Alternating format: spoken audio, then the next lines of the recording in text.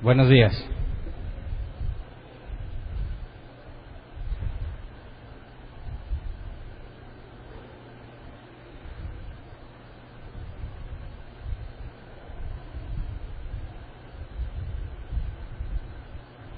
En esta ocasión no vamos a tener un pasaje base. Vamos a empezar a hablar del Evangelio de San Marcos, pero en lugar de un pasaje base, quiero usar una pregunta base.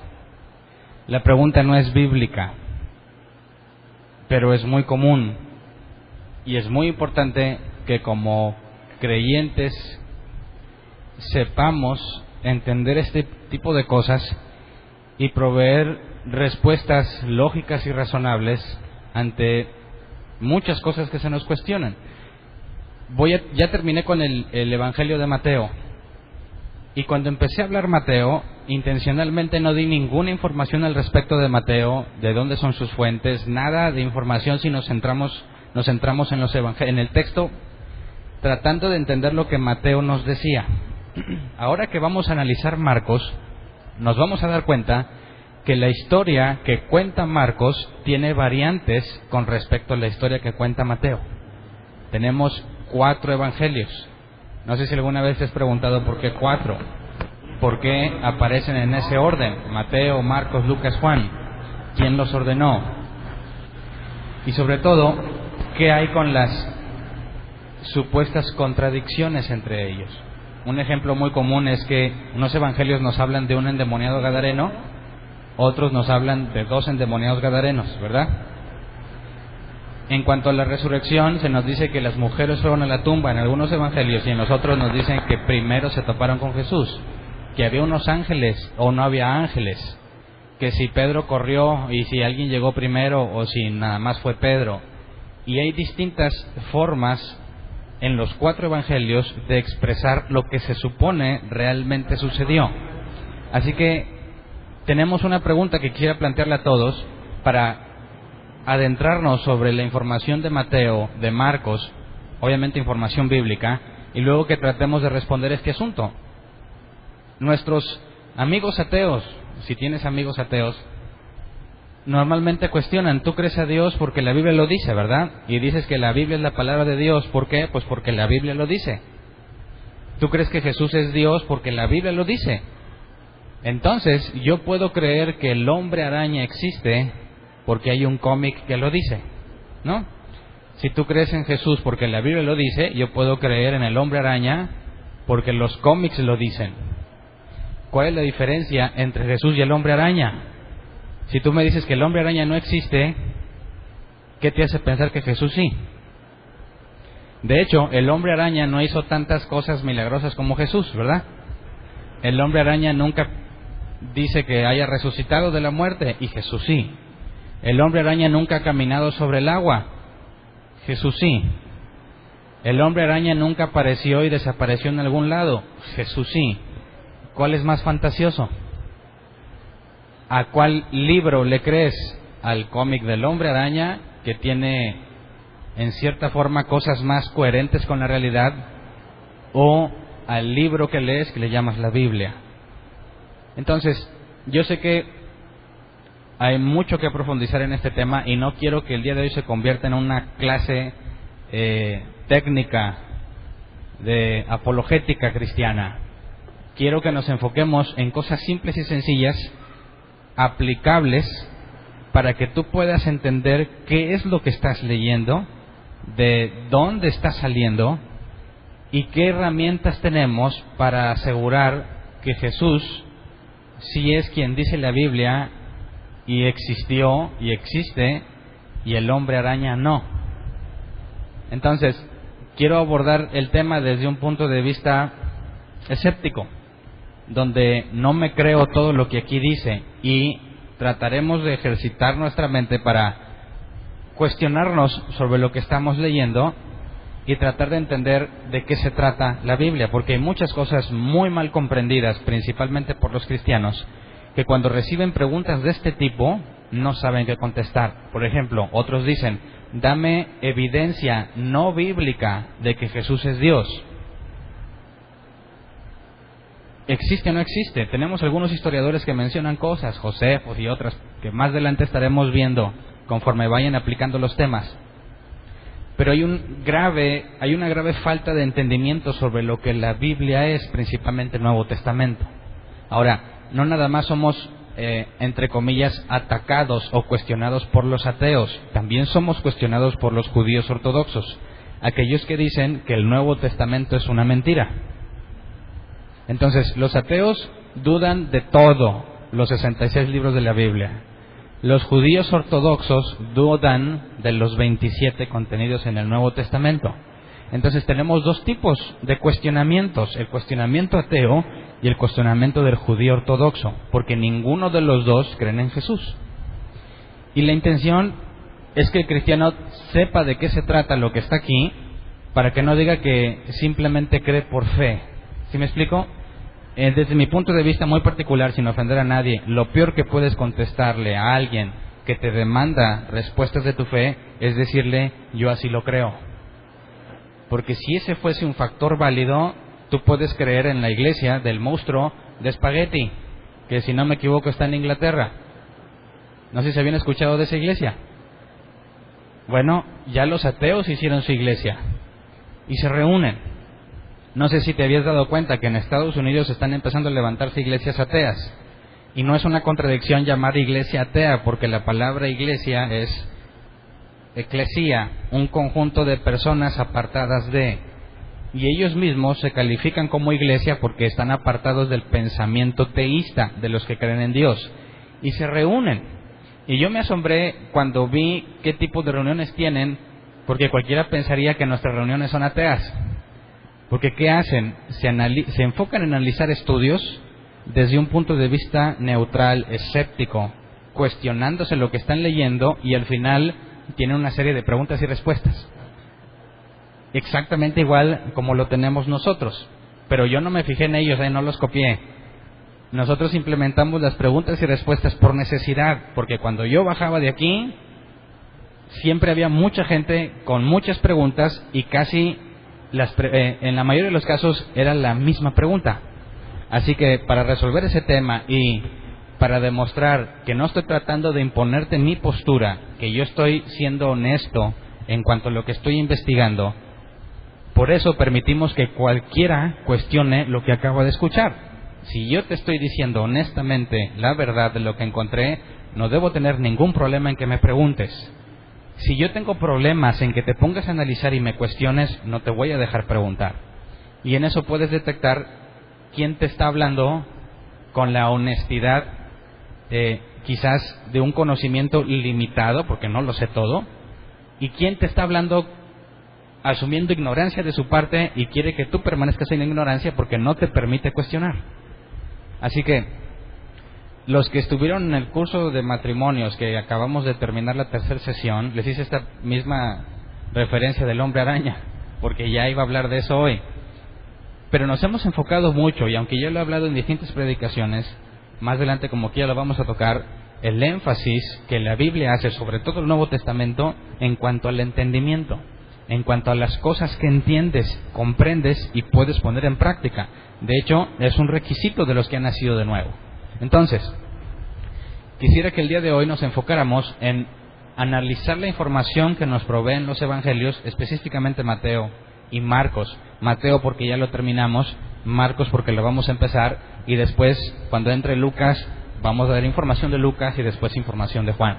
Y de ser posible, cada uno de los libros voy a estar proporcionando información histórica sobre el autor, destinatario, qué fecha se escribió y todo eso, para que puedas entender de qué se trata lo que estás leyendo. Entonces, ¿quiénes están conmigo o quiénes han seguido el proceso de lectura y están en Marcos ya actualmente? ¿Se acuerdan que la intención de las prédicas los domingos y los miércoles es que juntos estudiamos? Y si tú llevas un plan de lectura, seguramente ya me rebasaste por mucho. Porque si tú tienes el hábito de leer, hoy me tocan 2 capítulos y mañana 2 capítulos y así, a lo mejor ya estás allá por la carta a los hebreos. Pero la intención no es que lo leas junto conmigo, sino que lo estudies junto conmigo. Entonces no es de que leas 2 capítulos diarios, sino de que vayas leyendo y vayas profundizando en lo que lees, cada quien en la medida del conocimiento que ha adquirido. Sé que hay personas que son muy recientes en las cosas de Dios y por más que lo lean y lo lean no van a captar muchas cosas porque es natural, tienes poco tiempo. Pero aquellos que ya tienen más tiempo, que ya han madurado, pueden plantearse preguntas difíciles de contestar que te obliguen a adentrarte más en el tema, para que cuando llegue el domingo o el miércoles y yo te expongo información, tú ya traigas dudas, que quizás puedan ser aclaradas con lo que yo ya te voy a comentar, quizás no. Y si no aclaré, si no toqué ese tema, puedes con toda confianza acercarte y preguntar. Yo no lo sé todo, pero puedo conseguirte una respuesta lógica, razonable, confiable, no lo que yo crea. Entonces, ¿qué hacemos con todo lo que Mateo nos ha dicho y que Marcos nos cuenta ciertas cosas de forma diferente? Hay cosas que Marcos nos dice que Mateo no dijo. Hay cosas que Marcos nos dice que nos ayuda a enlazar historias. Por ejemplo, la alimentación de los 5,000 fue inmediatamente después, según Marcos, inmediatamente después de que los discípulos regresaron de echar fuera demonios. No sé si te habías dado cuenta de cómo están ligados esos actos. Jesús les dijo, vayan y echen fuera demonios. Se fueron. Cuando regresaron, Marcos dice, y es el único que dice, que Jesús les dijo, descansen un poco. Y luego se les hizo tarde porque estaba la multitud, tuvieron que alimentar a los 5,000. Marcos nos da información que van ligando ciertas cosas y sobre todo hay un hecho que solo Marcos narra, que no sé si algún día te habías preguntado por qué está escrito ahí o cuál es el propósito. ¿Alguien se acuerda del muchacho desnudo que se fue corriendo? ¿Alguien ha leído esa parte?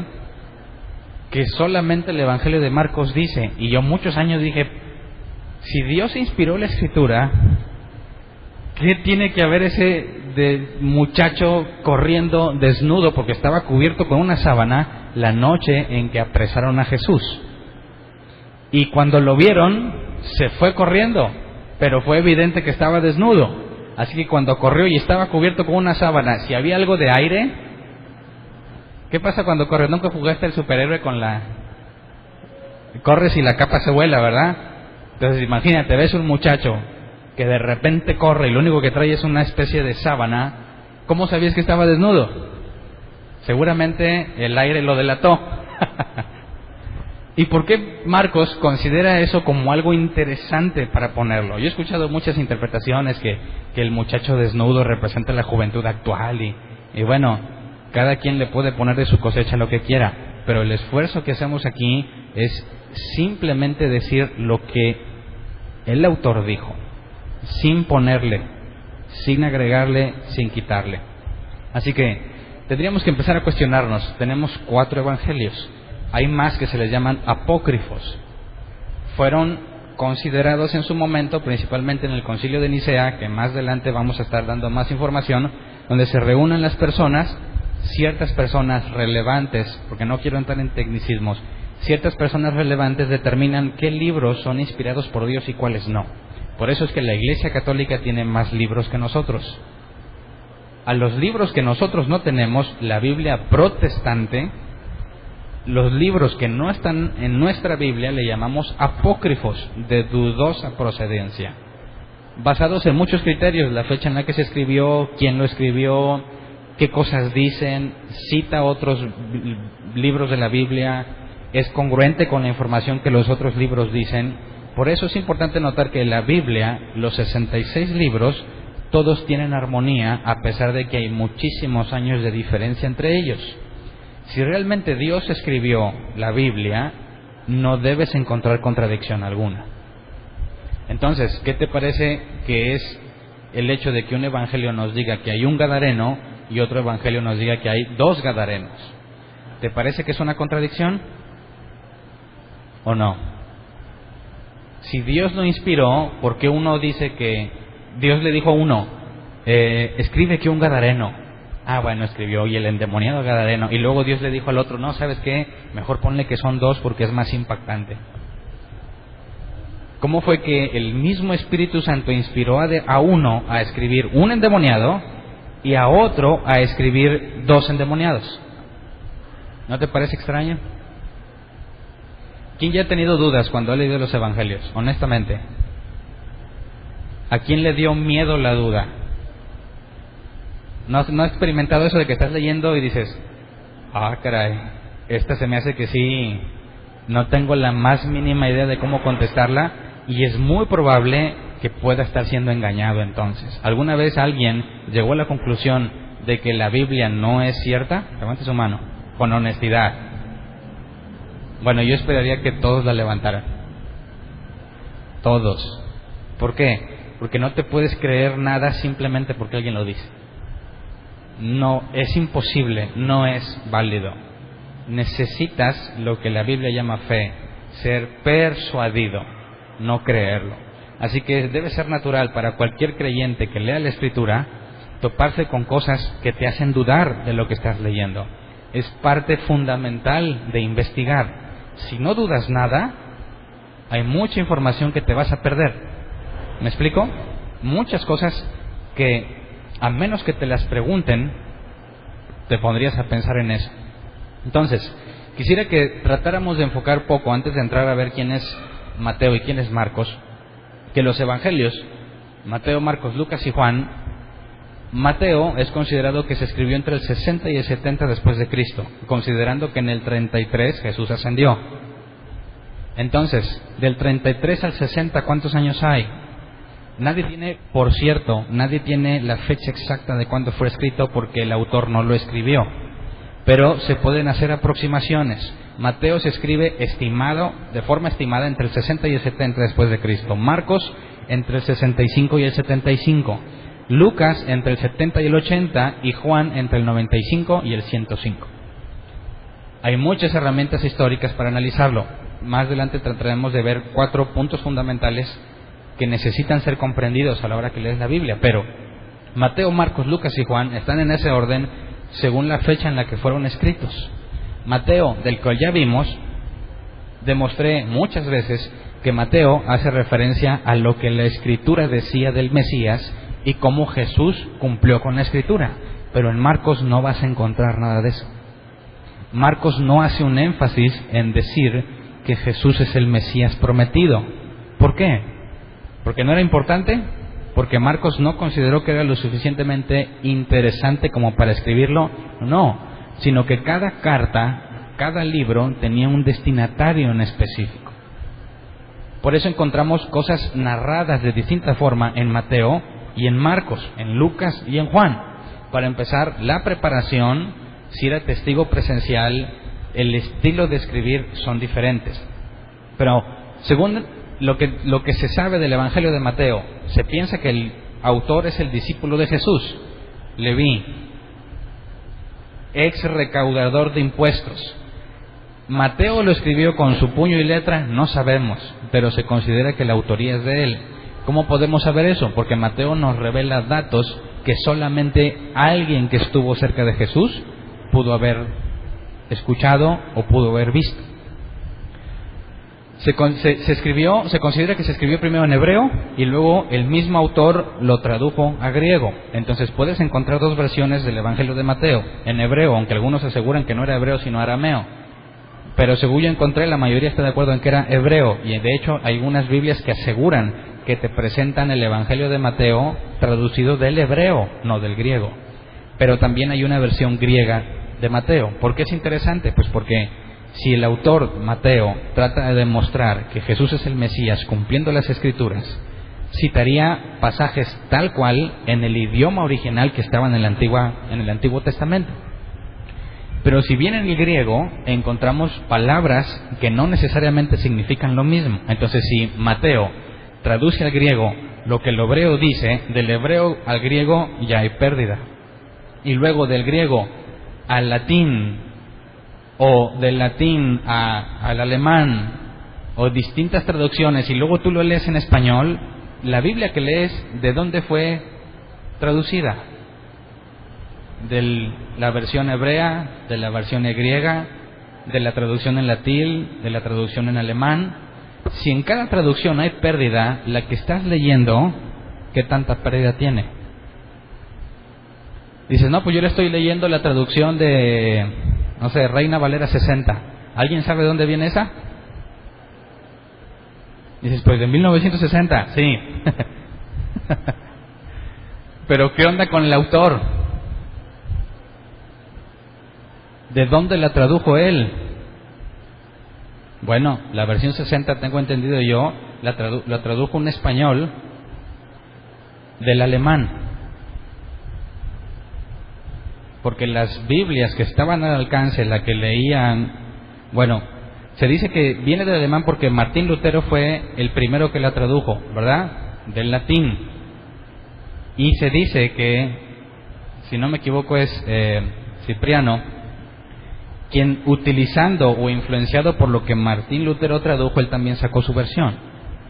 Así que tenemos que entender que lo que estamos leyendo ya trae pérdida con respecto al original. Por eso es indispensable que tengas los diccionarios en griego, en hebreo, para que vayas a lo que el autor dijo. Pero bueno, podemos ver por la forma en que está escrita Mateo, en que el destinatario eran los judíos. La carta o el evangelio, según San Mateo, fue destinado a los judíos. ¿Cómo lo sabemos? Porque se dedica mucho a mencionar lo que la ley de Moisés dice, lo que el Antiguo Testamento dice, y no explica muchas cosas de las que dicen ahí. Porque si se la estás diciendo a un judío, él sabe. No sé si me explico. Si tú hablas de la fiesta de los tabernáculos, si hablas de la Pascua, no tienes que explicarle nada a un judío sobre lo que eso es, porque es el pan de todos los días, porque ellos saben perfectamente. Y por eso Mateo hace muchas referencias al Antiguo Testamento y no explica lo que significa, asumiendo que el lector ya lo sabe. Pero Marcos lo hace distinto. Marcos sí explica muchas cosas y detalla. Por ejemplo, Mateo sí nos dice que Jesús criticó la tradición de lavarse las manos, pero Marcos va un poco más al detalle y dice que no nada más las manos, sino hasta los codos, y que lo hacían siempre que regresaba del mercado. Entonces, Marcos no está escrito para los judíos, sino para los gentiles, y no hace tanto énfasis en decir lo que el Antiguo Testamento dice, sino que te presenta a Jesús, o presenta a Jesús a alguien que nunca ha escuchado nada de él y que no tiene idea de la ley de Moisés, los salmos y los profetas. Entonces, es lógico entender que lo que Marcos escribe tiene una perspectiva distinta a lo que Mateo escribe. Pero quisiera que entráramos a ver quién era Marcos, según la Biblia. ¿De dónde sale Marcos? Leamos Hechos 12, del 11 al 13. Yo no sé cuántas veces has leído estos pasajes y no sé si ya te habías dado cuenta de quién habla. Pero Hechos 12, del 11 al 13 dice: entonces Pedro, volvió en sí, y se dijo: ahora estoy completamente seguro de que el Señor ha enviado a su ángel para librarme del poder de Herodes y de todo lo que el pueblo judío esperaba. Cuando cayó en cuenta de esto, fue a casa de María, la madre de Juan, apodado Marcos, donde muchas personas estaban reunidas orando. Llamó a la puerta de la calle y salió a responder una sierva llamada Rode. Entonces, aquí nos habla de un Juan apodado Marcos, ¿verdad? Donde los discípulos se reunían. Pedro acaba de ser librado de la cárcel. Jacobo no fue librado, mataron a Jacobo. Cuando Pedro sale, el primer lugar al que se le ocurre ir es a la casa de María, madre de Juan, apodado Marcos, que tiene una sirvienta, una sierva que se llama Rode. Nos va a decir, o no nos dice el contexto, que ahí se reunían a orar. Y eran muchos discípulos. ¿De qué tamaño tendría que ser la casa para que ese fuese el lugar de oración, el lugar de reunión? Tenía que ser un lugar grande. Y aparte tenía servidumbre. ¿Qué clase de vida llevaba María, la mamá de Juan apodado Marcos? Tenía que ser una señora pudiente. Y es extraño que digan que es la casa de María, porque el propietario de un terreno siempre es el hombre. Entonces el hecho de que digan que la casa es de María hace pensar que era viuda y no había un hombre a quien atribuirle la propiedad. Entonces Marcos, Juan apodado Marcos, ¿con quién interactuaba constantemente? Todos los días. Con testigos presenciales de Jesús, personas que convivieron directamente con él. Se estima que Juan, o el apodado Marcos, era relativamente joven. Entonces imagínate que se empiezan a reunir a tu casa los discípulos de Jesús. Todos se reúnen a orar allí. ¿Esto implicaría que Marcos conoció a Jesús? ¿Es posible que lo haya conocido? Entonces, ¿de quién habrá escuchado Marcos la enseñanza de Jesús? De testigos presenciales. Imagínate que tú quieres aprender de ese Jesús y tienes a Pedro, a Bernabé, a Pablo, aunque ahí no es mencionado, ahorita vamos a ver una relación que hay entre ellos. Tienes a los principales testigos presenciales. ¿Qué clase de información obtendrías? Marcos tiene muy buenas fuentes, porque se lo están contando directamente a aquellos que lo vieron. Por eso el Evangelio de Marcos, y ahorita voy a citar unos textos, nos dice cosas que ningún otro Evangelio dice, con un nivel de detalle muy interesante, que solo alguien que estuvo ahí con ciertas características pudo haberlo notado. Entonces, leamos Colosenses 4 al 10. Este muchacho que simplemente dice, aquí en Hechos menciona a su mamá porque ese es el lugar de reunión. Y luego Colosenses 4:10. Aristarco, mi compañero de cárcel, les manda saludos, como también Marcos, el primo de Bernabé. En cuanto a Marcos, ustedes ya han recibido instrucciones. Si va a visitarlos, recíbalo bien. Está hablando Pablo y dice que va a mandarles a Marcos, que es compañero de cárcel, Aristarco, como también Marcos. Entonces, cuando encerraron a Pablo, también encerraron a Marcos porque andaba con él. ¿Qué hacían todo el tiempo que estaban encerrados Marcos y Pablo? Y Marcos es un joven que está avanzando y está en calidad de siervo de Pablo, o sea, le ayuda a cargar las cosas en lo que pueda necesitar. ¿De qué platicarían? ¿Qué clase de información e instrucción está recibiendo Marcos? Y luego, es primo de Bernabé. ¿Quién es Bernabé? Hechos 4, 36 al 37. Fíjate cómo se empieza a ligar los personajes de la Escritura y podamos entender la relación que había entre ellos.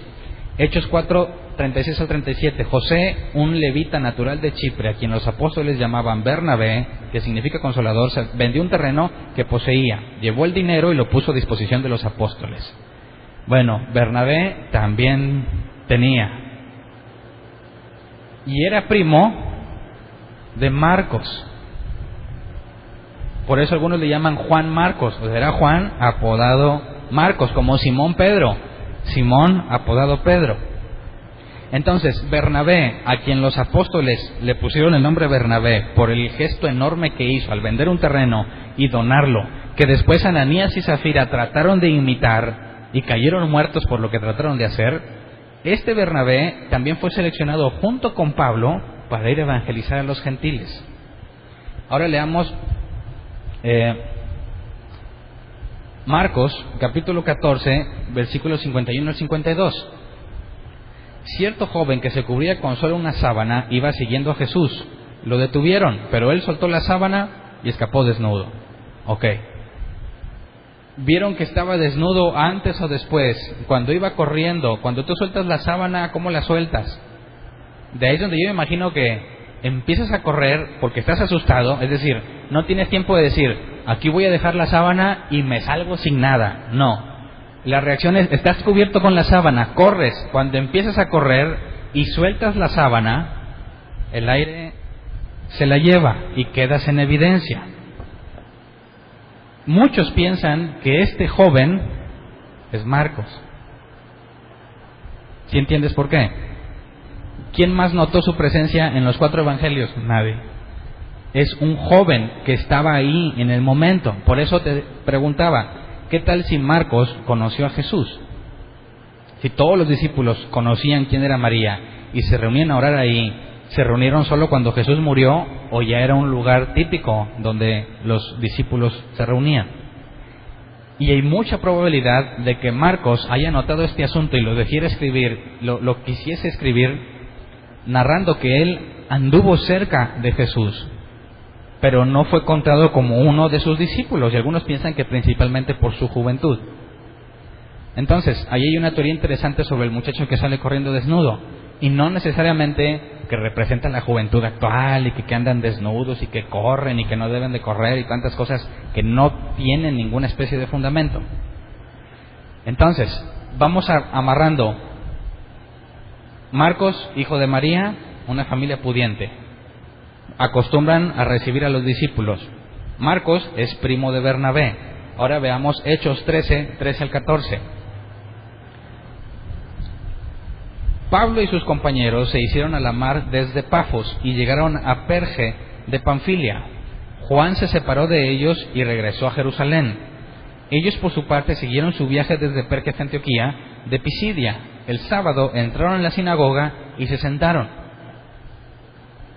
Ahora 15, Hechos 15, 36 al 40. Ahí es un hecho que parece insignificante, ¿verdad?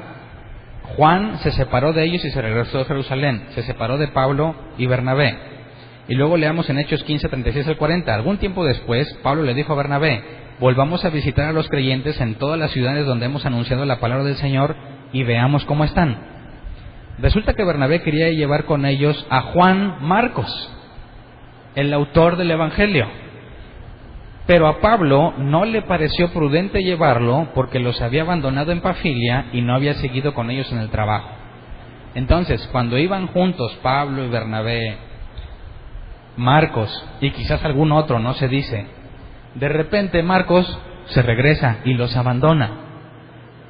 Pablo y Bernabé continúan. Cuando deciden volver a ir, Pablo y Bernabé discuten de tal forma que se separan. ¿Por culpa de quién? De San Marcos. Dice el versículo 37, resulta que Bernabé quería llevar con ellos a Juan Marcos. ¿Por qué se lo quería llevar? Juan y Bernabé, ¿qué eran? Primos. Pero a Pablo no le pareció prudente llevarlo porque los había abandonado en Panfilia y no había seguido con ellos en el trabajo. Se produjo entre ellos un conflicto tan serio que acabaron por separarse. Bernabé se llevó a Marcos y se embarcó rumbo a Chipre, mientras que Pablo escogió a Silas. Después de que los hermanos lo encomendaron la gracia del Señor, Pablo partió. Entonces, ¿cómo se habrá sentido Marcos cuando provoca semejante pleito entre Pablo y Bernabé? Ahora, ¿es malo discutir con alguien, enojarte y separarte de ese alguien?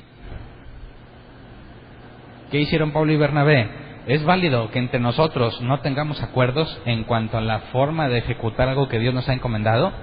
Pablo está diciendo: yo no me voy a llevar a este nos abandonó. ¿Por qué habría de confiar en él? ¿Y qué dice el primo de Juan? Sí, no lo vamos a llevar. De alguna forma Bernabé quiere confiar en Marcos y Pablo considera que no es confiable y que no se merece ir con ellos. ¿En qué quedó esa disputa? Leamos Colosenses 4:10 otra vez, porque la carta a los Colosenses fue escrita después. Dice: Aristarco, mi compañero de cárcel, les manda saludos, como también Marcos, el primo de Bernabé. O sea, que se reconciliaron. Pablo también aceptó a Marcos nuevamente, aunque años después.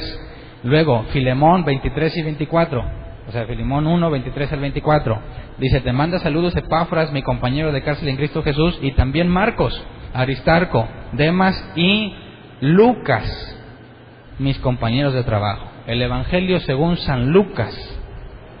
Lucas también tenía mucho contacto con Pablo y andaba en la bola. ¿Sí me explico?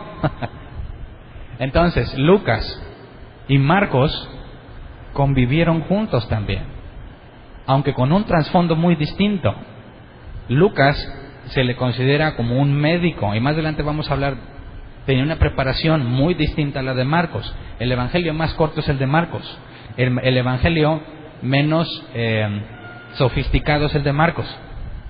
Marcos no pone énfasis en muchas cosas, y muchos tratan de atribuírselo a su juventud o al destinatario de la carta. Son los gentiles, no hay que profundizar mucho, ellos no saben nada de la ley, simplemente muéstrales quién es Jesús.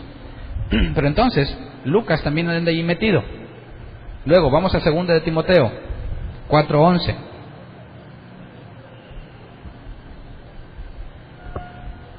Pablo dice: solo Lucas está conmigo, recoge a Marcos y tráelo contigo porque me es de ayuda en mi ministerio. Pablo afirmando que Marcos es confiable, a pesar del conflicto que tuvieron. Y por último, veamos 1 de Pedro 5:13. Dice: saludos de parte de la que está en Babilonia, escogida como ustedes, y también a mi hijo Marcos. según este pasaje, hay una relación especial entre Pedro y Marcos, que lo llama su hijo Marcos. Y para que alguien le llamara hijo, como Pablo hablaba a los hijos espirituales, o como Juan le hablaba a hijos a otros, se asumía que la instrucción principal había venido de Pedro. O sea, para que tú le llamaras hijo a alguien, lo es según la carne o según la instrucción que tú lo has dado. Si tú has sido su mentor, era común llamarle hijo. Por eso muchos cristianos mal emplean el concepto de hijos espirituales, de que si yo te compartí el Evangelio, entonces eres mi hijo. No, el hecho de compartir el Evangelio no solamente eso te hace hijo, sino la protección, el cuidado, la capacitación y el velar por tu vida. Entonces, ¿cuál es la relación entre Pedro y Marcos? Por eso muchos consideran que lo que escribe Marcos está fuertemente influido por Pedro. Leamos un ejemplo, Mateo 8:24. Mateo nos relata así: de repente se levantó en el lago una tormenta tan fuerte que las olas inundaban la barca, pero Jesús estaba dormido. ¿Qué nos dice Lucas? Lucas 8:23, y mientras navegaban, él se durmió. Entonces se desató una tormenta sobre el lago, de modo que la barca comenzó a inundarse y corría en gran peligro. Pero ahora checamos cómo lo dice Marcos. Marcos 4:37 y 38. Dice: se desató entonces una fuerte tormenta y las olas azotaban la barca, tanto que ya comenzaba a inundarse. Jesús, mientras tanto, estaba en la popa, durmiendo sobre un cabezal. Así que los discípulos lo despertaron. Maestro, gritaron, ¿no te importa que nos ahoguemos? ¿Quién proporciona más detalle? ¿Quién considera importante indicar con estas palabras que se encontraba en la popa durmiendo sobre un cabezal?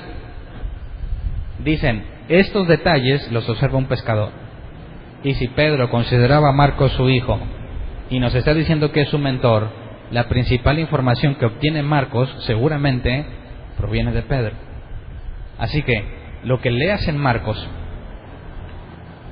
aunque él no estuvo en todos esos lugares donde anduvo Jesús, sí tiene como fuentes a Pablo, que tampoco estuvo, pero que Pablo fue instruido por los discípulos. Tiene a Lucas, quien dice, sobre todo en la carta a los Hechos, en el principio del Evangelio, que investigó profundamente todo lo que había pasado.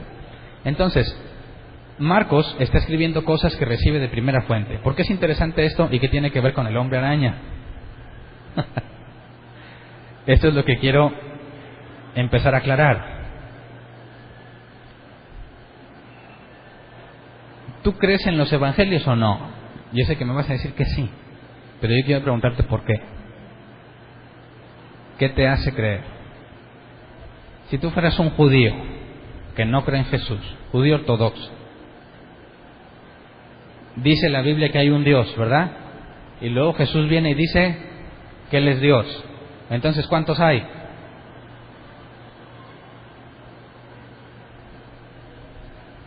Jesús, dicen, no guardó toda la ley, ¿o sí? Por ejemplo, ¿guardó el sábado? ¿Cuál es la orden del sábado? Que no trabajes en sábado.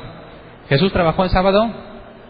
De hecho, Mateo nos dice que estaban poniendo especial atención en Jesús y que un día en la sinagoga había un hombre con una mano seca.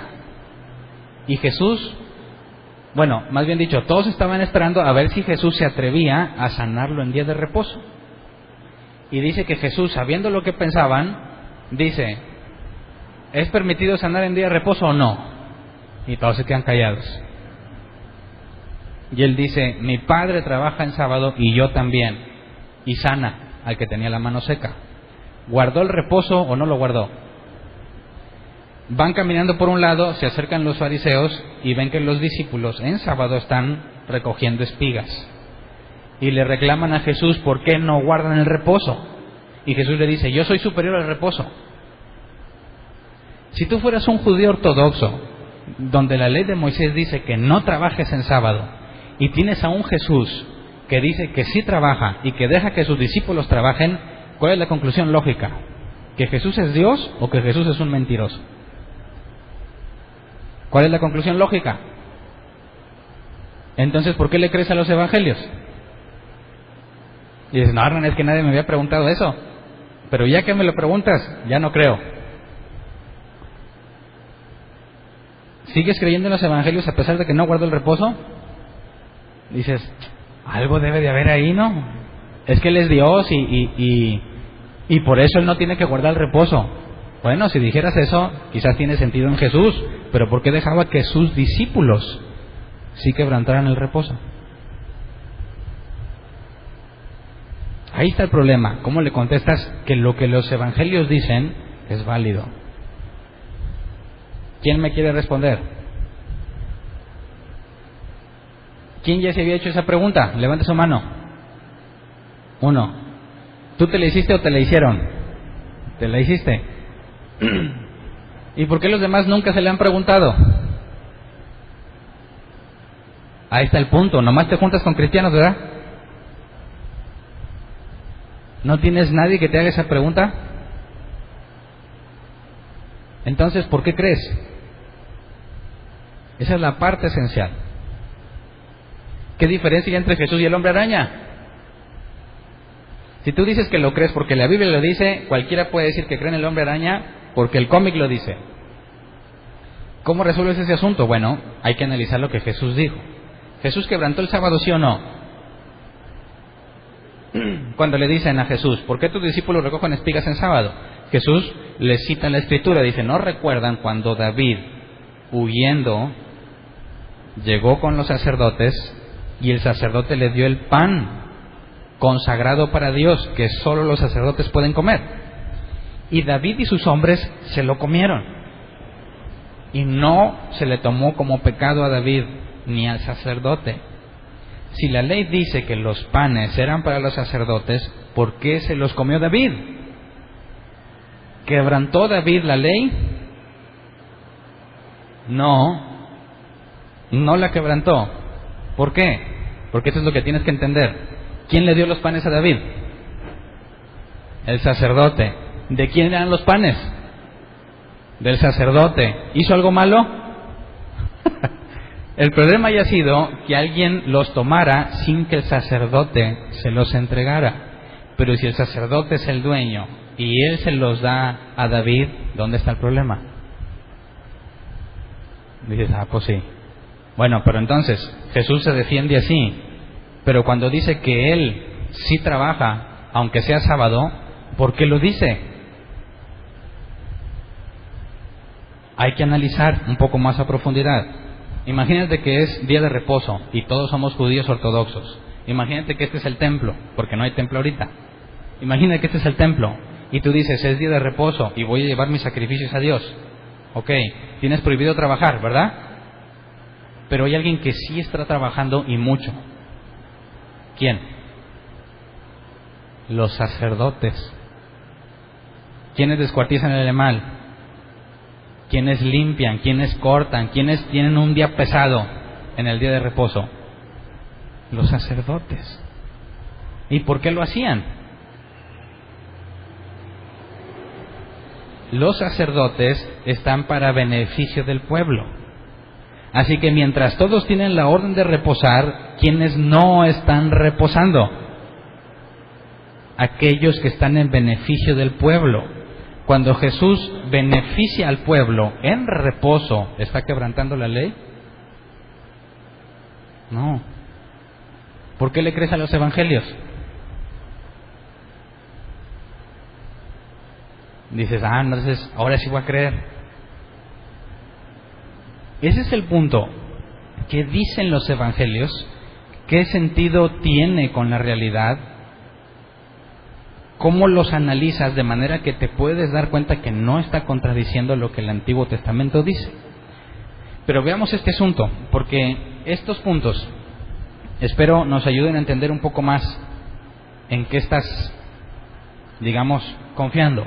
Y quisiera poner un ejemplo. Imagínate, hoy en día llegas a un lugar, como se supone que pasó con dos alumnos, no sé si vieron la noticia, 2 alumnos del TEC o egresados del TEC, que hasta donde yo sé, supuestamente murieron por inhalación de gas. Y luego se lamentaban pues porque pobres muchachos, debido a una fuga, se les había acabado la vida, porque se durmieron, hubo una fuga de gas y ya no despertaron. Pero luego se dieron cuenta que la muchacha estaba cubierta con una sábana y tenía rastros de golpes. y el muchacho no. Entonces, ¿se murieron por intoxicación? ¿Cómo puedes saber de qué se murieron? ¿Es posible que alguien se regrese a ver lo que pasó y nos lo cuente? No. ¿Cómo puedes saber cómo se resuelven esas cosas ahora? Imagínate, tienes la historia de Jesús. ¿Alguien puede ir a comprobarlo? No. ¿Cómo sabes si eso es verdad o no? Necesitas analizar la evidencia y sacar conclusiones por lo que la evidencia dice. Así que la ciencia o las prácticas humanas hasta ahorita presentan 4 reglas esenciales, que si esas 4 reglas se las ponemos a un evento pasado, pudiéramos sacar conclusiones fidedignas. Son las 4 reglas de la ciencia forense. Y estas 4 reglas han sido, por alguna forma de decirlo, causantes de que muchos ateos se conviertan en el cristianismo. Personas intelectuales que quieren determinar si lo que la Biblia dice es cierto, han aplicado estas 4 reglas y muchos ateos han decidido creer en lo que los evangelios dicen. Y no nada más los evangelios, el Nuevo Testamento. ¿Cuáles son esas? Número 1. ¿Los testigos estuvieron allí? Es decir, ¿cómo le haces para saber lo que pasó? En primera instancia, necesitas una especie de testigo, ¿verdad? Ok, imagínate, entra un ladrón al banco. Hay varios testigos. El ladrón mata a 2 personas y huye. Cuando llega la policía, como siempre, ya pasó todo, ¿verdad? Bueno, ¿qué fue lo que pasó? ¿Qué es lo primero? Si tú eres el policía, ¿qué es lo primero que haces para determinar qué fue lo que pasó? ¿Ves personas muertas? Heridas de bala. Ok, el del banco dice que se llevaron mucho dinero, aunque no tienes forma de demostrarlo, ¿verdad? Ok, ¿qué fue lo que pasó? ¿Qué es lo primero que tendrías que hacer? Según la ciencia forense, busca testigos que estuvieron allí, ¿verdad? Y les preguntas qué pasó. Entonces tienes a 2 personas que vieron todo y están vivas. Excelente. Explícame lo que pasó. Tomas a uno, explícame lo que pasó. Y te va a decir, yo vi que una persona entró, no traía armas. Le dijo al cajero que sacara el dinero y que le entregaran, y que si no iba a matar a mucha gente. Y como el cajero no quiso hacerlo, empezó a disparar a las personas y mató a varios. Dices, ok, segundo testigo. Y dice, yo vi que el ladrón entró con un arma, amenazó a la cajera. La cajera empezó a cooperar, pero luego se resistió. Y como se resistió, empezó a matar rehenes. Si tomaste atención en las 2 historias, te vas a dar cuenta que hay cosas que no concuerdan. El primero dijo que entró sin armas, y luego, como la cajera no le quiso dar dinero, empezó a matar gente. El segundo dijo que entró armado, que la cajera sí le dio dinero, pero luego se resistió y luego mató a las personas. ¿A quién le crees? ¿A quién? ¿Uno de los 2 está diciendo mentiras? ¿Es posible que los 2 me digan la verdad? ¿Es posible que haya entrado sin armas, pero con armas al mismo tiempo? ¿Sí o no? ¿Sí? ¿Cómo? Depende si del testigo vio el arma o no vio el arma. ¿Sí me explico? ¿Qué pasa si la traes aquí atrás? Digo, no vas a entrar así, Digo, lo más normal sería que la tengas atrás. Entonces uno que ve desde cierta distancia al que va entrando, que tiene el arma acá atrás, él entra y el testigo dice, yo no vi que tuviera armas. ¿Significa que no las tenía? No, porque un testigo que lo vio pasar y lo vio de espalda, vio que tenía el arma, y uno dice, entró armado, y al mismo tiempo otro dice, entró sin armas. No son contradictorias, porque desde la perspectiva del que lo está viendo, las 2 son ciertas. ¿Sí me explico?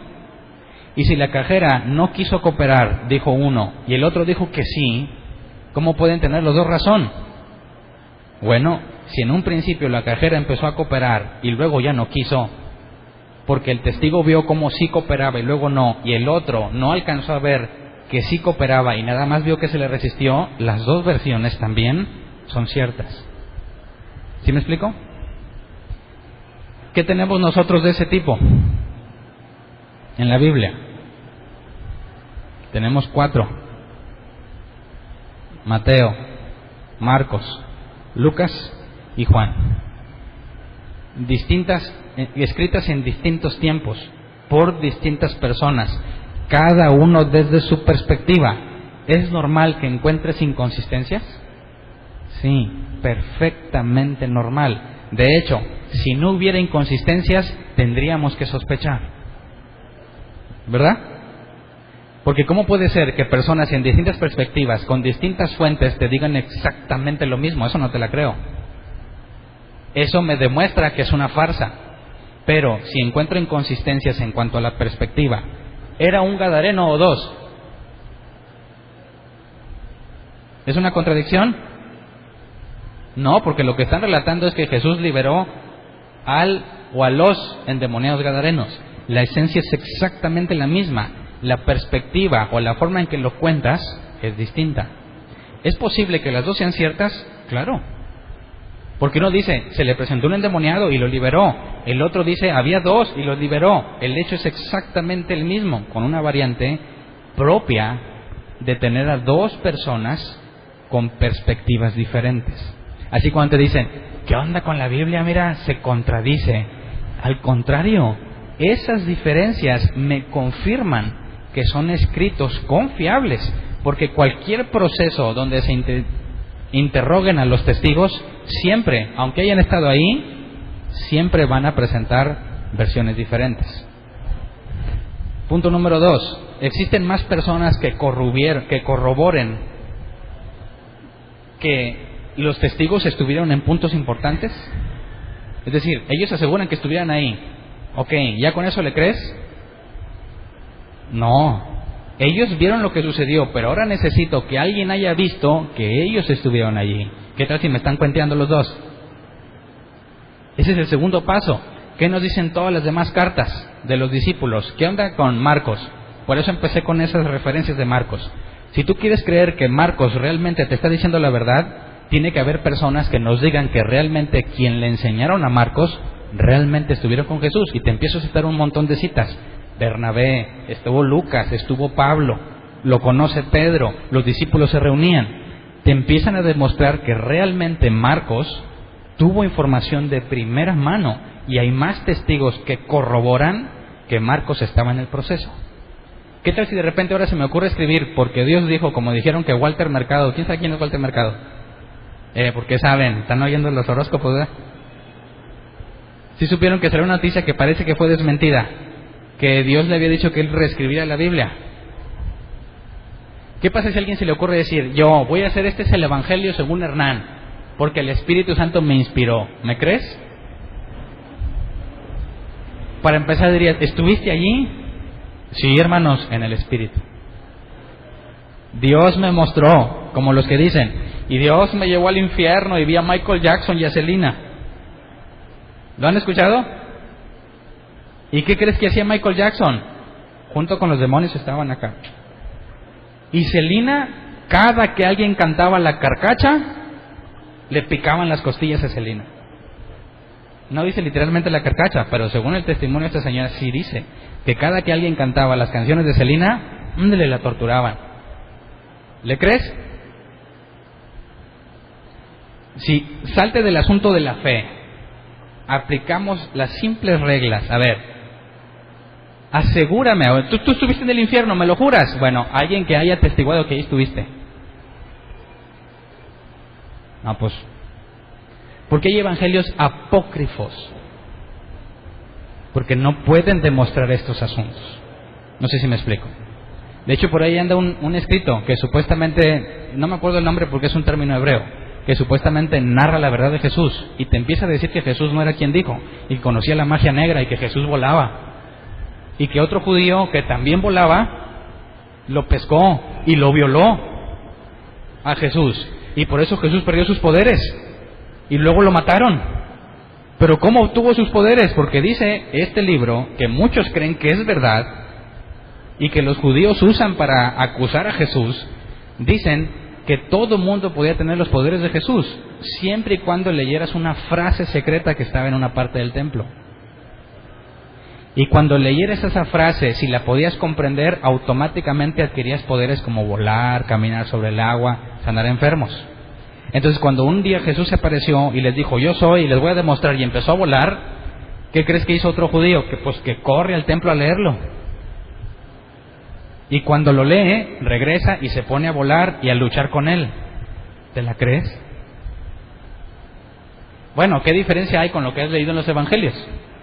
Bueno, esa persona que escribió ese libro, ¿estuvo allí? No. ¿Se lo contó a alguien de los que estuvo allí? No. Aproximadamente 1000 y cacho años después se le ocurre escribir que esa es la verdad. ¿Hay alguien que atestigue que a él se lo dijeron personas que realmente estuvieron ahí? No. Entonces, ¿por qué le crees? Si yo soy una persona que piensa, no le creería. Si tú quieres tener fe, pues con fe te puedes creer lo que tú quieras.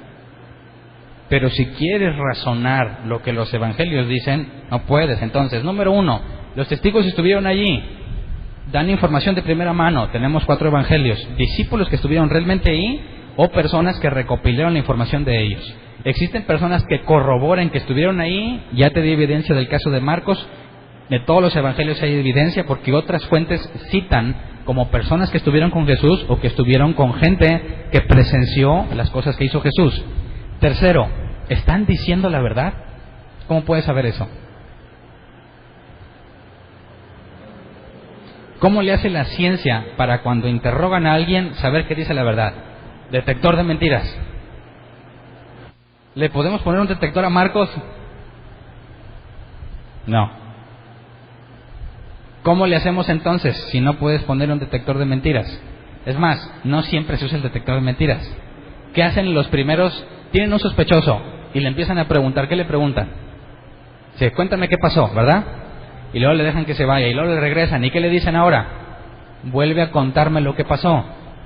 ¿Por qué? Y luego otra vez lo dejan, le vuelven a decir, vuelve a contarme lo que pasó. Esta parte. Y si empieza a haber inconsistencias, ¿qué significa? Que lo está inventando, ¿verdad?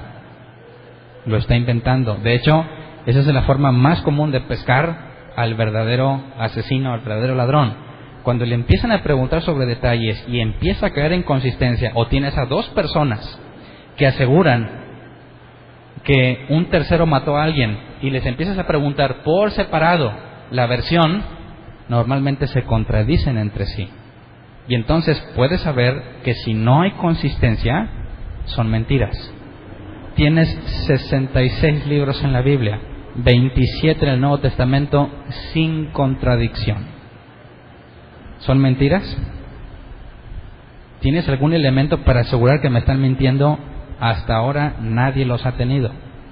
De hecho, muchos historiadores ateos han dicho, puedo estar seguro, no seguro de si hay un Dios, pero puedo estar seguro que los discípulos estaban seguros de que Jesús resucitó, de que Jesús estaba seguro de que Él era Dios, de que Jesús murió en una cruz, no porque lo crean, sino porque la evidencia analizada en los libros con la ciencia forense te demuestra que no hay por qué dudar.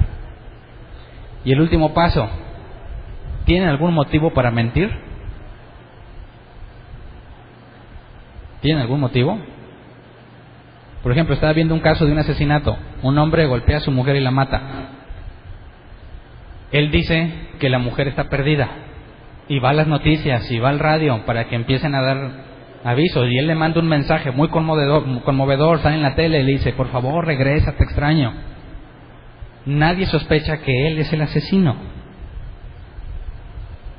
Empiezan a sospechar cuando se dan cuenta que su esposa había girado muchos cheques sin fondos, con lo que se habían comprado muchas cosas a nombre de él. ¿Tendría él algún motivo para ocultar el asesinato? Sí. Y ese es el principal síntoma de sospecha. Lo empiezan a interrogar, encuentran inconsistencias y lo condenan a cadena perpetua. Ahora, los discípulos, imagínate que Marcos, Lucas, Juan, Mateo se pusieron de acuerdo y dijeron: vamos a engañar a toda la humanidad, vamos a reírnos de todos, hombre, vas a ver cómo se la van a creer todos. ¿Cuál es la motivación?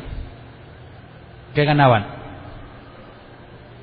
Cuando dicen, es que están escribiendo que Jesús crucificó porque me quieren manipular. Al contrario, crucificar a alguien era lo peor que le podía pasar, era la peor vergüenza, era el castigo máximo a un criminal. ¿Cómo podría el Mesías ser crucificado? ¿Y cómo ellos se atreven a escribirlo? No les conviene que la gente sepa que Jesús murió crucificado, porque cualquiera con el contexto judío diría: es imposible que sea el Mesías. Número uno, se murió. Número dos, de la peor muerte que a un criminal se le puede aplicar. Así que, ¿cuál es la motivación para que los discípulos escriban que Jesús murió en la cruz? ¿Qué motivación tienen para mentirme? Ahora, ¿quién está dispuesto a morirse por asegurar que el hombre araña es real? ¿Hay algún caso documentado que a alguien le hayan preguntado y que digan: niega al hombre araña o te mato? Y digan: no, mátame, jamás negaré al hombre araña. No hay ningún caso documentado. ¿Cuántos casos tenemos documentados de personas que mueren porque no quieren negar a Jesús? Los discípulos, es más, los que escribieron los evangelios, ¿cómo murieron? ¿Cuál es su motivación para mentir? ¿Hay alguna motivación para mentir? ¿Recibían algún beneficio? Al contrario, eran apedreados, encarcelados y despreciados. ¿Cuál es su motivación para mentir? No hay. Entonces, según las 4 leyes de la ciencia forense, no hay ninguna razón para poner en duda todo el Nuevo Testamento. ¿Por qué crees en los evangelios? ¿Por fe? No puede ser solamente por fe. La fe demanda argumentos y evidencias, pistis, ser persuadido. Yo puedo verlo y puedo estar seguro, como muchos historiadores ateos. Estoy seguro, dicen ellos, Jesús murió seguro de que Él era Dios. Él podrá decir: yo no creo que haya un Dios, pero por lo que veo, realmente sucedió así. Cualquier juez, cualquier ateo que ha tratado de aplicar la ciencia forense al Nuevo Testamento, ninguno ha podido desacreditarlo. ¿Cuántos años lleva ya? Así que la intención de lo que analizamos no es meramente que creas, sino que entiendas en qué estás basado. No sé si me explico. ¿Por qué le crees a Dios? ¿Quién me quiere decir? No estoy hablando ya propiamente de los evangelios. ¿Por qué le crees a Dios? ¿Cuál es la diferencia entre Dios y el monstruo de espagueti? A los que los ateos ya le hicieron una iglesia. ¿Cuál es la diferencia? ¿La ciencia te puede hablar de Dios? ¿Puedes demostrar con ciencia que hay un Dios, sí o no? Los que se dicen que son de parte de la ciencia dicen que no hay un Dios, que es incompatible. Pero yo te pregunto, como creyente, si Dios creó todas las cosas, ¿pudieras, mediante analizar las cosas, mostrar que hay un Dios? ¿Sí o no? ¿O desconecto mi cerebro de la ciencia y simplemente creo? Con este ejemplo termino, y yo sé que todos lo saben, pero no sé si lo habías razonado así. ¿Cuántos han escuchado del Big Bang? Bueno, muchos no levantaron la mano. ¿Qué es el Big Bang? El Big Bang, así. De repente hubo un bang muy grande, por eso es Big. No había nada y de repente todo apareció. Pero no fue Dios, ¿eh? No había nada. ¿Cómo sabemos eso? Bueno, porque el universo se está expandiendo. Si se está expandiendo, significa que si retrocedemos 1000 años, está más chiquito, ¿verdad? Otros 1000 años, pues más chiquito. Millones de años, más chiquito. Y si retrocedemos más, ¿hasta dónde vas a llegar? Hasta un punto más pequeño que un átomo, más pequeño que un cuásar. Y ya descubrieron una nueva que no me acuerdo cómo se llama, que todavía es más pequeña. Pero si sigues avanzando en el tiempo hacia atrás, ¿a qué llegas? A que no hay nada. Ok, eso está científicamente comprobado, ¿verdad? Cualquier hombre de ciencia te va a decir que eso es lo que la evidencia dice. ¿Qué tiene que ver eso con Dios? Bueno, ¿qué fue lo que provocó ese bang? No me hables de la Biblia, háblame de ciencia. ¿Qué fue lo que provocó ese bang? Analicemos la vida real. Ok. Si yo quiero crear un nuevo perro, ¿qué necesito? Supongo que soy muy avanzado científicamente y puedo clonarlo. Si yo quiero hacer un nuevo perro, ¿qué necesito?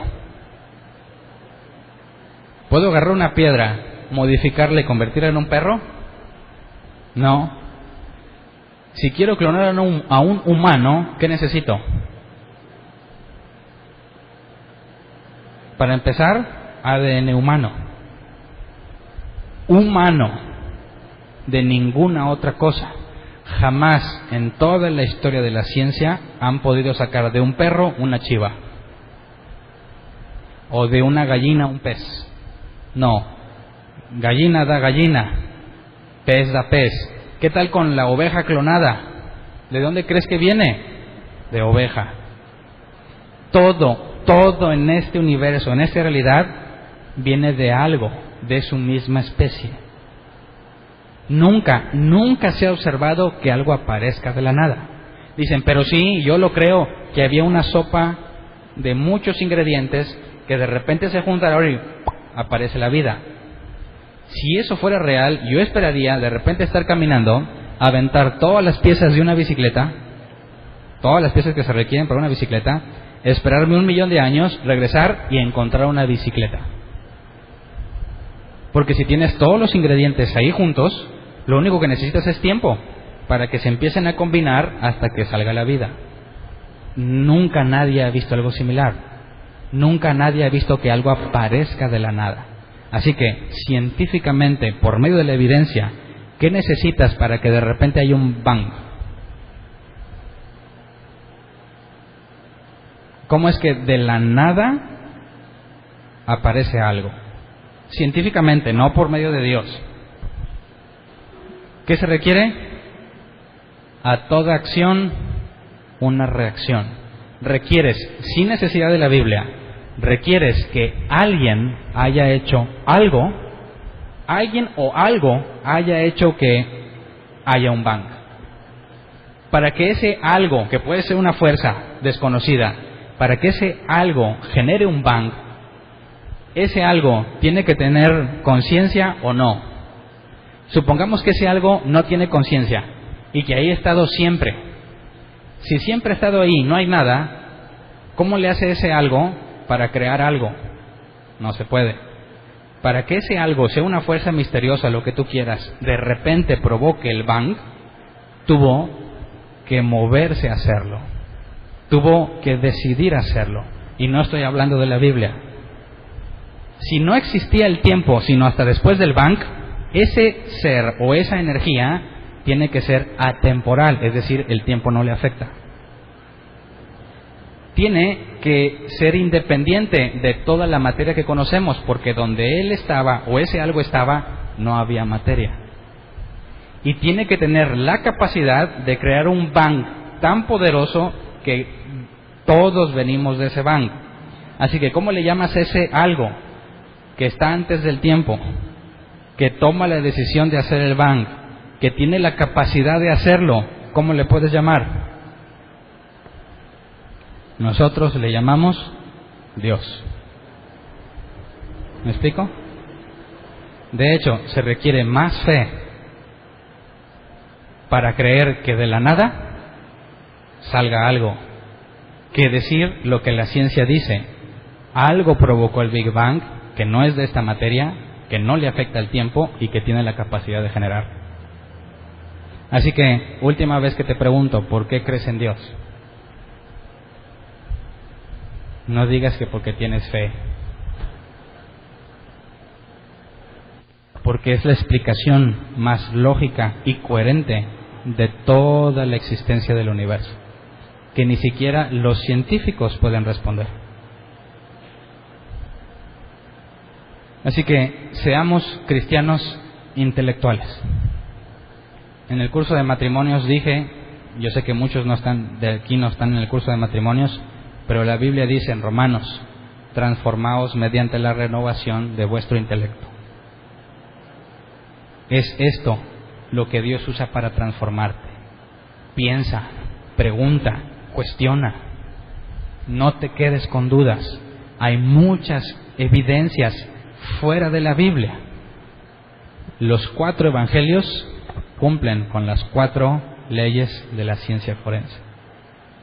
El resto de los libros, los otros 23, son completamente consistentes y armoniosos con los primeros 4. Es perfectamente lógico y razonable concluir que todo el Nuevo Testamento es verdad innegable.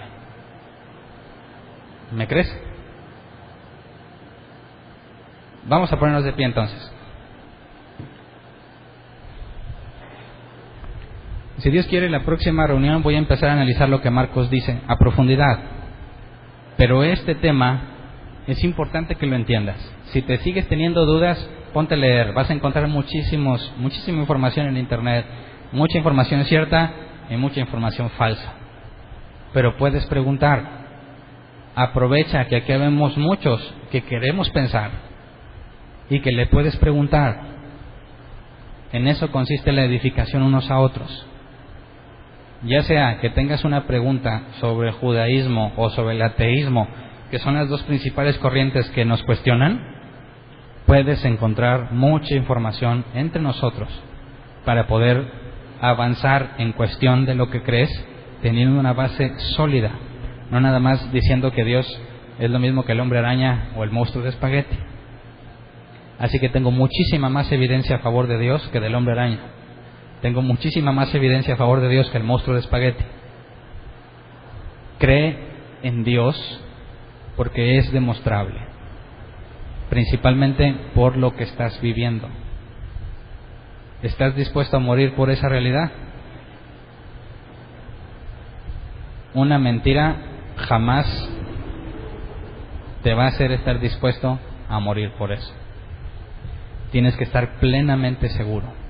Y si estás seguro, compórtate de forma congruente, ¿verdad? No vivas como si no estuvieras seguro. Por favor, las cosas que escribes en Facebook, que sean congruentes con lo que crees. Si vas a orar, no ores en Facebook. No le digas: Dios, te doy gracias por este momento, porque es lo más importante de mi vida, porque Dios no tiene cuenta de Facebook, ¿verdad? Se lo puedes decir a Él. ¿Es malo que lo hagas? No es que sea malo, es que transmites algo equivocado. Jesús dijo que te encierres en privado, habla con Él. Aprendamos a ser congruentes. No necesitas ponérselo en Face, se lo puedes decir. No necesitas darle like o conseguir likes para que Jesús te cumpla algo. No necesitas juntar likes para derrotar al enemigo. Seamos congruentes. ¿Ok? Entonces, yo quisiera que oráramos, que si estás de acuerdo conmigo, ¿qué tal si le pedimos a Dios que haga algo como dijo alguna vez Spurgeon? ¿Alguien ha escuchado hablar de él? Bueno, él dijo una vez: Dios, te doy gracias por mis enemigos, por los que me son opuestos, por los que me son contrarios, porque gracias a ellos me puse a estudiar más la Biblia. Si tú no tienes ningún conocido que te haga preguntas, te estás perdiendo de mucho. Por eso el apóstol Pablo y Pedro dicen: tienes que saber responder cuando se te demanda. Tienes que saber defender tu fe. Necesitas, honestamente, y si no tienes ningún amigo ateo, en Internet hay muchos. Si no tienes ningún amigo judío ortodoxo que te dice que estás mal, en Internet hay muchos. Analiza lo que preguntan y trata de dar una respuesta, y te vas a ver obligado a estudiar, porque la duda no te va a dejar dormir. ¿Qué tal si le decimos a Dios, Dios, por la forma que tú quieras, llévame a estudiar más? Incomódame. Quítame de este lugar donde me siento que ya sé todo. Hazme sentir que me falta saber más para que empieces a investigar. Te aseguro que como muchos ateos, como C.S. Lewis, ¿alguien vio las películas de Narnia? Bueno, él era un ateo que se convirtió al cristianismo. Cuando alguien le aconsejó, trata de demostrar que la Biblia es falsa, léela a profundidad. La leyó a profundidad y reconoció que había un Dios y se convirtió de su ateísmo. ¿Por qué los cristianos no hacen lo mismo? Pues porque no son ateos. Ahí está el problema. ¿Les parece que pidamos eso? ¿O alguien prefiere que le pidamos una camioneta? ¿Casa nueva?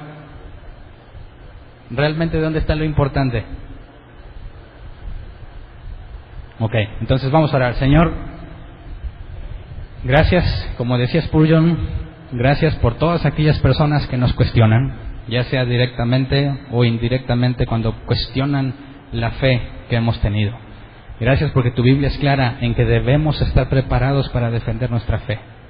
Enséñanos a no ser personas que están en una rutina llamada cristianismo, donde cumplen con preceptos. Enséñanos a ser como la iglesia primitiva. Enséñanos a ser como eras tú, como eran tus discípulos.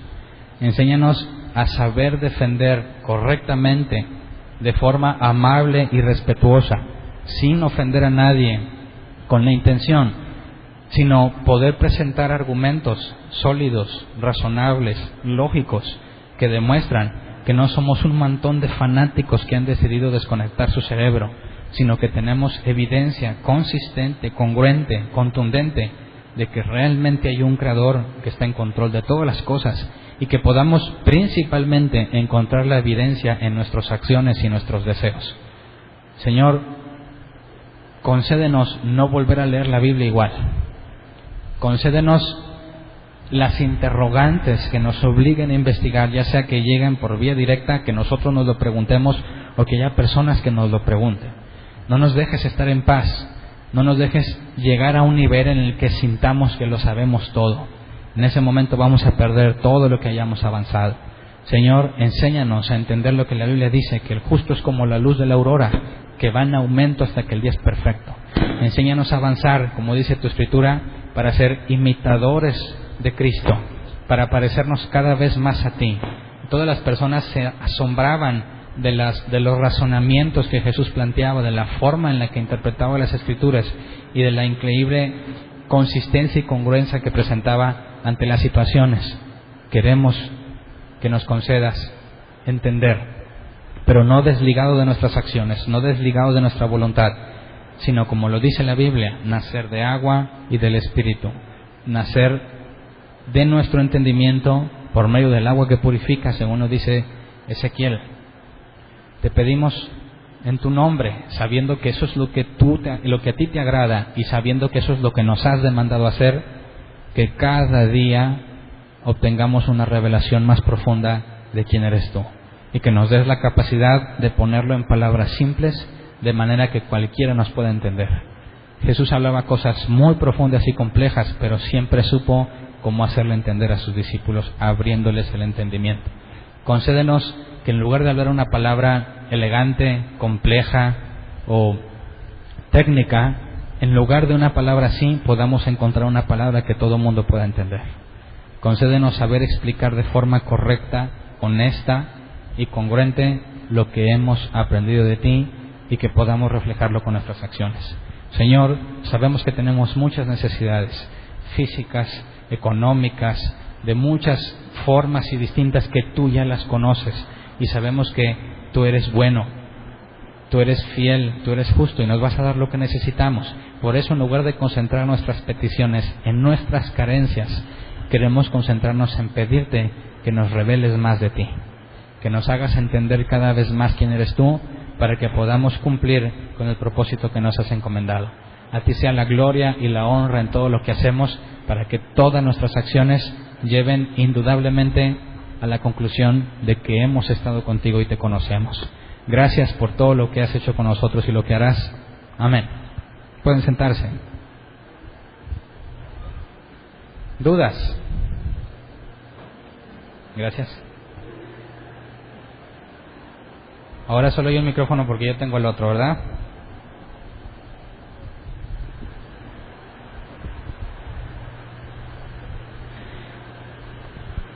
Si los judíos ortodoxos no creen que Jesús es Dios, entonces tampoco creen en el Espíritu Santo. Sí, pero ellos parten de lo que la Biblia dice: escucha, oh Israel, Jehová nuestro Dios, Jehová uno es. Entonces ellos no ven al Espíritu Santo como una persona, sino como una fuerza o intención, del vocablo viento. Ellos no pueden entender la idea de la Trinidad porque se imaginan a tres dioses y es idolatría. Entonces, no creen que Jesús sea Dios, no creen que el Espíritu Santo sea Dios, sino más un atributo de Dios. Y ellos se concentran en la singularidad. El problema es que cuando dice Jehová nuestro Dios, Jehová uno es el hebreo Echad o Ejad, que también se dice que el hombre y la mujer serán una sola carne, Ejad. El día y la tarde eran un día, Ejad. El candelero de 7 brazos estaban unidos de manera que eran una sola pieza, Ejad. Cuando Dios dice que Él es Ejad, en ningún momento está diciendo que es singular, sino que es una unión compleja. Ahí es donde el judío ortodoxo no logra avanzar. Si dicen que Jesús es Dios y estaba aquí, entonces ¿quién estaba en el trono? Esa es la parte compleja. Y de hecho muchos cristianos tampoco lo entienden, ¿eh? Pero cuando decimos que es uno, Dios nunca dejó el trono y sin embargo, al mismo tiempo, Jesús estaba con nosotros. Los judíos no creen en el infierno o en Satán, ¿verdad? Depende de lo que le llames infierno. Por ejemplo, ¿cuál es el entendimiento común del infierno entre los cristianos? Dicen, bueno, lamentablemente muchos piensan que es el lugar donde Satanás tiene su trono y bailan conga y están todos los malos juntos, ¿verdad? Y están de pachanga haciendo lo que nunca les dejaron hacer.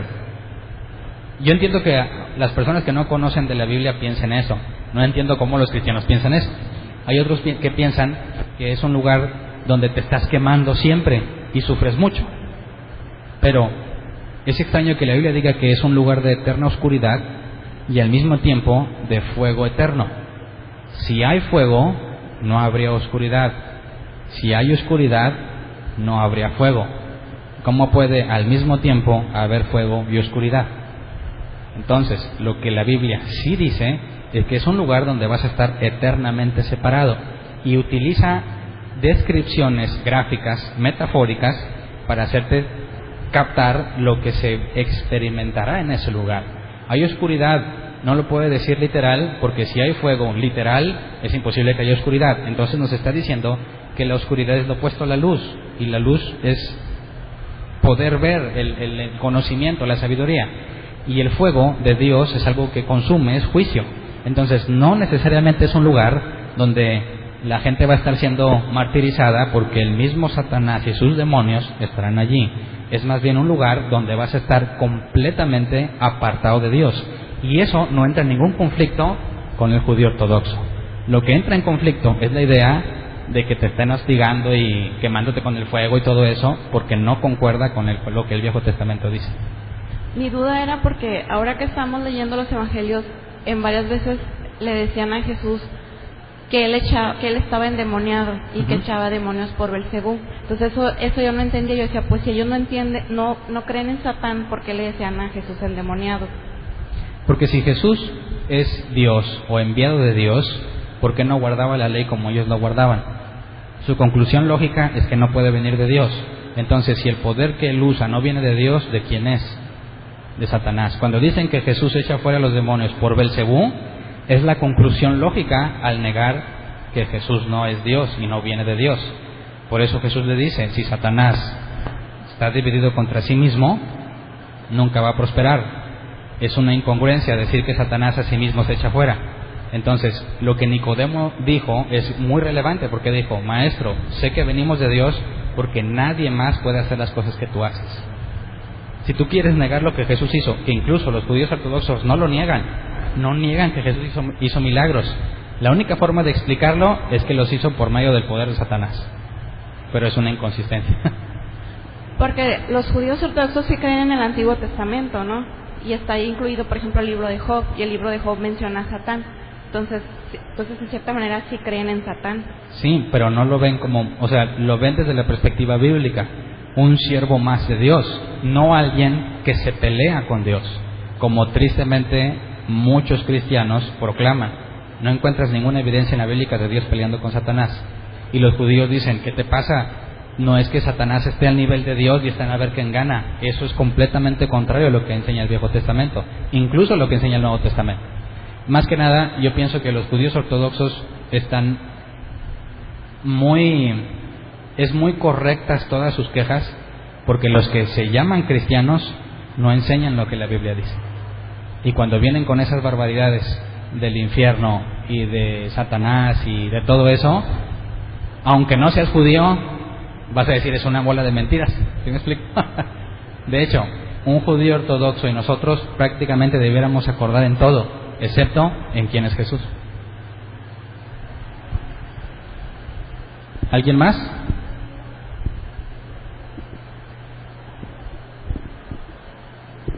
Mencionaste diccionarios en griego y en hebreo. ¿Dónde los conseguimos? ¿Dónde los consigues? Bueno, pues hay librerías. Okay. Y yo los veo en internet, pero están en inglés. Quiero comprarlos. La página es biblos.com. Te lleva a otra que es Bible Hub. Se escribe en inglés, más difícil dictártelo, pero si pones biblos.com te va a llevar a un centro donde viene una compilación de la Biblia y un montón de diccionarios, un montón de concordancias. Lo malo es que todas son en inglés. Y hasta ahorita no he encontrado ninguno que sea en español. ¿Y los que venden están en español? ¿En libros? Yo quiero imaginar que sí. La verdad, yo soy muy malo para leer físicamente. O sea, lo único que leo físicamente es la Biblia. Todo lo demás es digital por la naturaleza de mi trabajo. Siempre estoy pegado a una computadora. Así que difícilmente yo voy a una librería a ver qué encuentro. Pero pues si te das una vuelta seguramente encontrarás algo. ¿Sí hay? Ahí está, sí hay. ¿Alguien más? Ahora, aquí Humberto tiene el software de eSword, y sí hay concordancias y diccionarios en español, pero solo en la versión Reina Valera 60. Y te la puedes llevar gratis. Te traes una USB, la instalas en tu computadora y puedes accesar. Buenas tardes. En el caso del Evangelio de Mateo, él fue testigo presencial de las cosas. En el caso de Marcos no, le platicaron. Entonces, el escribir el Evangelio Mateo y Marcos fue por lo que recabaron o por de que el Evangelio los inspiró. Muy buena pregunta. Mateo podía asegurar que estaba allí. Marcos probablemente en algunas ocasiones estuvo allí, pero la información que se le presenta, por ejemplo, cuando Pedro lo dice y le llama a su hijo, nos habla de la tutoría de Pedro sobre Marcos. Y los detalles que Marcos proporciona forzosamente tienen que venir de una persona que presencialmente lo atestiguó. Hay 3 evangelios de los 4 los que le llaman sinópticos. ¿Alguien lo ha escuchado? Mateo, Marcos y Lucas, porque en cierta forma nos hablan de lo mismo, con variantes. Juan se sale del molde. Juan está escrito completamente diferente, pero se piensa que estos 3 tuvieron una fuente en común. Algunos le llaman el manuscrito Q. Algunos piensan que Lucas aparte usó un manuscrito L y M, pero son meras teorías. Lo que nosotros podemos decir bíblicamente es que, ¿cómo nos explicamos que los primeros 3 evangelios parece que sacaron información del mismo lugar, aunque con variantes? Hechos, los primeros capítulos de Hechos nos lo revelan. Dice que todos perseveraban unánimes en la doctrina de los apóstoles. O sea, que todo lo que se enseñaba era lo que los apóstoles les enseñaban. Por consecuencia, tienes una tradición oral de lo que los discípulos siempre enseñaban. Entonces, cuando se proponen escribirlo, La idea es que todo lo que se ha enseñado, eso que se ha enseñado, ponlo por escrito, porque los apóstoles empiezan a advertir: hay gente enseñando mentiras, hay falsos profetas, falsos maestros, falsos apóstoles. ¿Cómo le haces para contrarrestar esa falsedad? Escribiéndolo y mandando el documento. Entonces, pudiese ser cierto que hay una fuente L o Q o M de la cual tomaron evidencia, pero no hay evidencia bíblica de eso. Pero si tomamos que por medio de la enseñanza que todos los discípulos daban, la usas como base para escribirla, para defender el verdadero evangelio, ya no necesitas el Q, ni el L, ni M. Simplemente la consistencia entre estos tres habla que es lo que comúnmente se enseñaba en todos lados. Como quiera, Mateo dice cosas que ningún otro dice, Marcos dice cosas que ningún otro dice, y Lucas dice cosas que los otros no dicen. Así que, a pesar de que tienen una fuente muy similar, no son exactamente iguales. Tanto lo que Marcos dice es comprobado consistentemente por lo que Mateo dice, por lo que Lucas dice y por lo que Juan dice.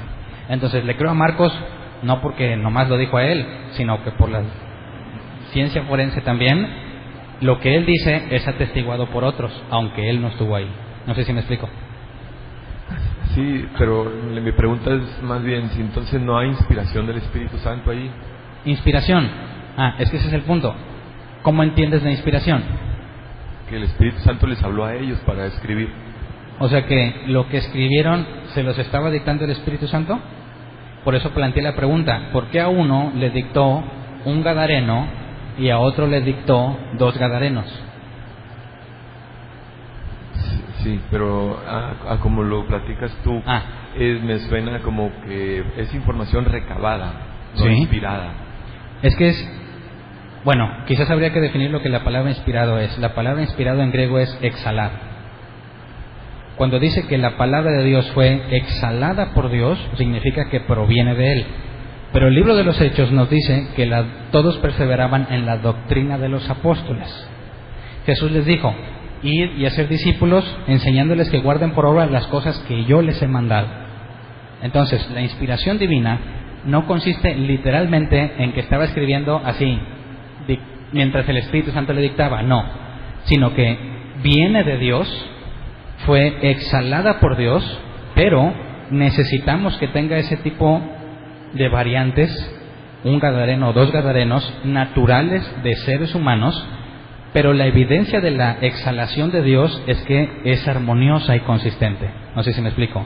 Si tú dices, no, es que Dios les dictó, estás en un problema, porque ¿por qué le dictó un gadareno y otro 2 gadarenos?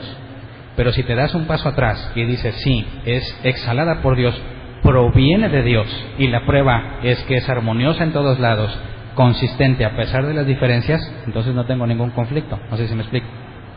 ¿Sí resuelve o nomás lo complica? No, yo creo que sí está claro, y aquí lo que estoy pensando es que entonces la inspiración la estás viendo al ver a Jesús. Te está narrando lo que Jesús dijo, como lo dijo. La composición del libro, las cosas que se están diciendo, es autoría de Dios, no necesariamente cada palabra que se usó. ¿Sí me explico? Sí, está bien. Okay. ¿Alguien más? ¿No? Muy bien.